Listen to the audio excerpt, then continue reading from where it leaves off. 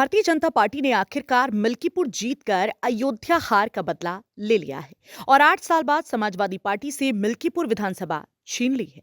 भाजपा ने मिल्कीपुर में अब तक की सबसे बड़ी जीत दर्ज की है। भाजपा प्रत्याशी चंद्रभानु पासवान ने सपा प्रत्याशी अजीत प्रसाद को 61,636 वोट से हराया। ये इस सीट के इतिहास की सबसे बड़ी जीत है। इससे पहले 2012 में 39 से ज्यादा वोटों से अवधेश प्रसाद जीते थे। इस उपचुनाव में चंद्रभानु पासवान को 1,46,291 जबकि अजीत प्रसाद को 84,655 वोट मिले। मिल्कीपुर में भाजपा की जीत पर वाराणसी में मुस्लिम महिलाओं ने बैंड बाजे के साथ आतिशबाजी करते हुए जश्न मनाया। दिल्ली में 27 साल बाद हुई भाजपा की प्रचंड जीत और मिल्कीपुर उपचुनाव में मिली भारी जीत का जश्न मनाया जा रहा है।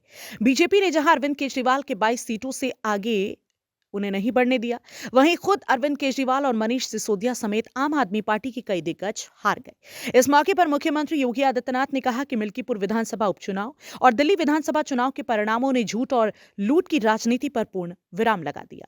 जनता डबल इंजन सरकार के सेवा, सुरक्षा और सुशासन के मॉडल को स्वीकार कर चुकी है। उन्होंने कहा कि 61,000 से ज्यादा वोटों से भाजपा के चंद्रभान पासवान की जीत इस बात को प्रमाणित करती है कि जनता का विश्वास डबल इंजन की सरकार पर है। आइए सुनते हैं सीएम योगी ने और क्या कुछ कहा। दिल्ली विधानसभा चुनाव का परिणाम और उत्तर प्रदेश की अयोध्या जनपद की मिल्कीपुर विधानसभा उपचुनाव का परिणाम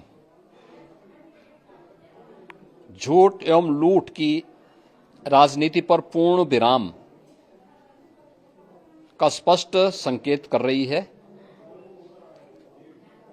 आदरणीय प्रधानमंत्री श्री नरेंद्र मोदी जी के नेतृत्व में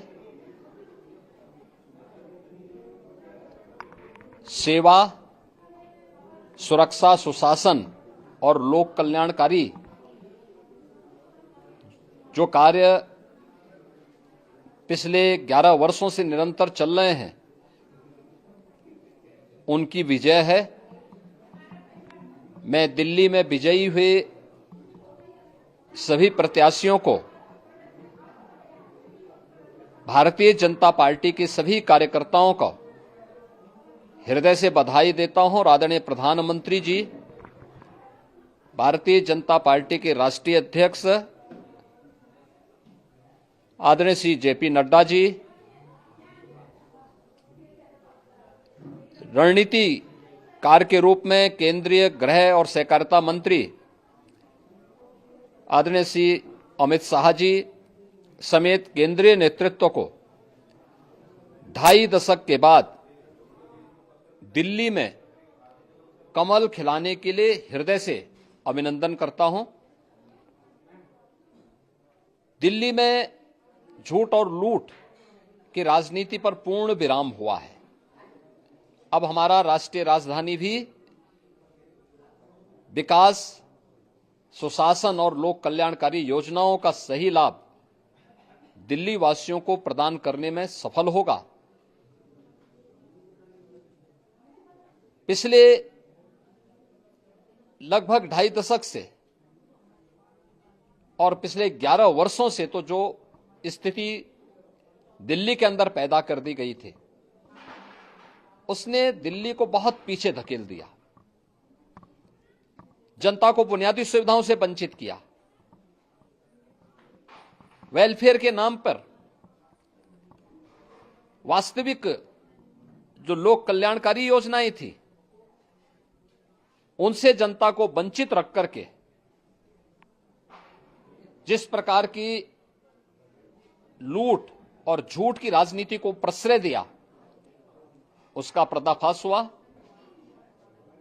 अब हम कह सकते हैं मां यमुना के तट पर बसी हुई दिल्ली विकास का रसास्वादन करेगी और दिल्ली वासियों को उन सभी वेलफेयर स्कीम का लाभ प्राप्त हो पाएगा जिसमें बैरियर का काम दिल्ली के अंदर आम आदमी पार्टी की सरकार पिछले 11 वर्षों से कर रही थी। बता दें कि सपा प्रत्याशी और अयोध्या सांसद अवधेश प्रसाद के बेटे अजीत प्रसाद को अपने बूथ वोट नहीं मिले। लोकसभा चुनाव में मिल्कीपुर विधानसभा में भाजपा को सपा से 7,000 वोट कम मिले थे। 8 महीने में ही भाजपा ने बाजी पलट दी। तीसरे नंबर पर आजाद समाज पार्टी के प्रत्याशी सूरज चौधरी रहे। उन्हें 5,457 वोट मिले। मिल्कीपुर में भाजपा ने जो पहले राउंड में बढ़त बनाई थी, वो आखिर तक जारी रही। एक बार भी सपा आगे नहीं निकल पाई। Bureau report.